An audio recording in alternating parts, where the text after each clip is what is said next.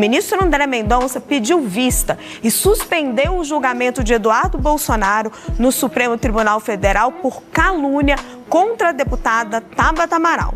Até o momento, os ministros Cristiano Zanin, Flávio Dino e Carmen Lúcia acompanharam o voto do relator Alexandre de Moraes e deixaram o placar em 4-0 pela condenação. O Supremo Tribunal Federal estipula um prazo para que a Procuradoria-Geral da República e a defesa de Eduardo Bolsonaro apresentem argumentos que evitem uma possível condenação do ex-deputado. Acompanhem com Matheus Dias. 15 dias. Esse foi o prazo determinado pelo ministro Alexandre de Moraes para que tanto a Procuradoria-Geral da República quanto a defesa de Eduardo Bolsonaro apresentem os últimos recursos antes do julgamento que pode definir pela condenação do ex-deputado federal por coação no processo. Essa é a última fase do processo de Eduardo Bolsonaro, chamada de alegações finais. Depois cabe a Alexandre de Moraes liberar o caso para julgamento e definir a data, então, do qual o processo será julgado pelos ministros do Supremo Tribunal Federal. Na semana passada, Eduardo Bolsonaro faltou no interrogatório da ação e, com isso, abriu mão pela segunda vez da defesa no curso do processo. Claro, Eduardo Bolsonaro, morando nos Estados Unidos, faltou pela segunda vez na audiência. E nessa audiência, Alexandre de Moraes abriu ali a oportunidade, tanto para a PGR quanto para a defesa de Eduardo Bolsonaro, protocolarem novas diligências no caso, apresentarem quaisquer pedidos. Nenhum foi apresentado, nenhuma diligência foi aberta e nenhum pedido chegou a Alexandre de Moraes. Portanto, esse prazo foi determinado, 15 dias, para que tanto a defesa quanto a PGR apresentem quaisquer recursos antes do julgamento. Vale lembrar que o ex-deputado federal, Eduardo Bolsonaro, filho 03 do ex-presidente, é acusado de coação. Ele que, morando nos Estados Unidos, pela visão de Alexandre de Moraes, teria agido contra o país e contra ministros do Supremo Tribunal Federal.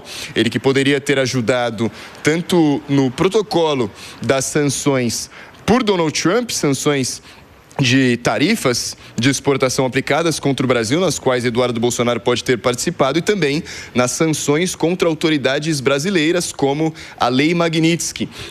O objetivo dele em questão poderia ser, de uma certa forma, coagir os ministros do Supremo Tribunal Federal às vésperas do julgamento que condenou o ex-presidente Jair Bolsonaro à prisão. Portanto, 15 dias antes que o julgamento tenha data para acontecer no Supremo Tribunal Federal. Uma outra notícia de agora há pouco. O ministro André Mendonça pediu vista e suspendeu nesta quarta-feira o julgamento no Supremo Tribunal Federal que analisa a condenação do ex-deputado Eduardo Bolsonaro por difamação contra a deputada Tabata Amaral. O caso estava em análise no plenário virtual desde a última sexta-feira. Antes da suspensão, o placar era de 4-0 pela condenação, acompanhando o relator Alexandre de Moraes. Também já haviam votado os ministros Flávio Dino, Cristiano Zanin e a ministra Carmen Lúcia. Com o pedido de vista, Mendonça terá até 90 dias para devolver o caso ao colegiado. Quero te ouvir, Adalberto Piotto. É impressionante que os que votaram são todos da primeira turma. Pelo que eu entendi, é isso? Todos da primeira turma. Mas o caso é de análise do plenário como um todo, por isso que o André Mendonça também vai votar, mas pediu vistas nesse instante. Mas isso chama atenção, né? O Alexandre de Moraes vota, a primeira turma já vai lá, mesmo sendo... Já todo mundo votou. É incrível. Esse caso aí... Só para julgar rapidamente o mérito, no máximo era para ter parado ali numa comissão de ética da Câmara. Porque esses entreveros ou discussões, afim, uma acusação, isso é do meio parlamentar.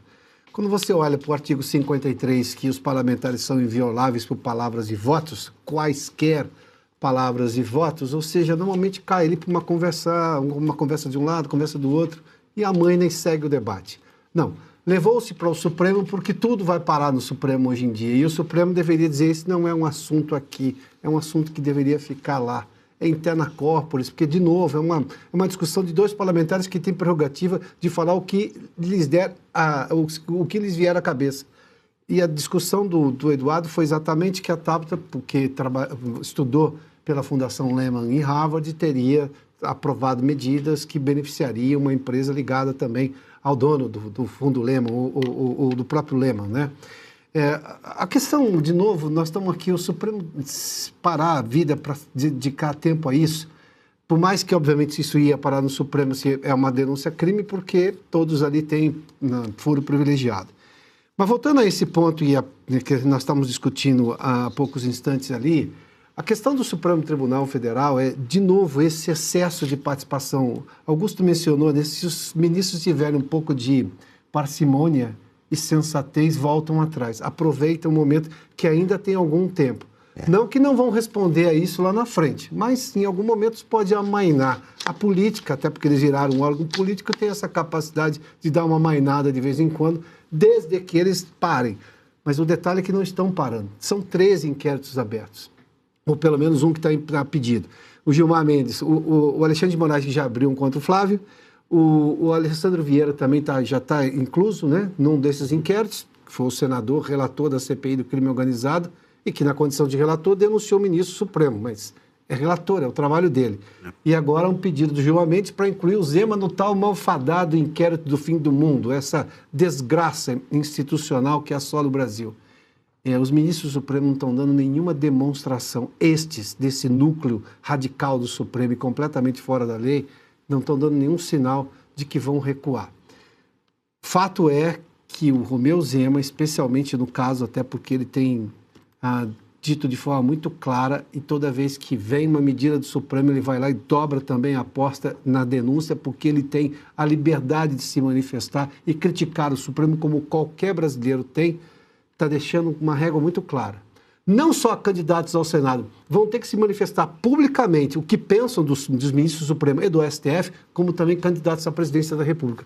Como fizeram aí, por exemplo, o próprio Zema e também o Flávio Bolsonaro. Os outros vão ter que se manifestar. Pré-candidato agora vai ter que dizer de que lado está, do lado da população ou do Supremo Tribunal Federal. Pessoal, me despeço de vocês agora. Não se esqueça de curtir o vídeo e se inscrever no canal. Até a próxima.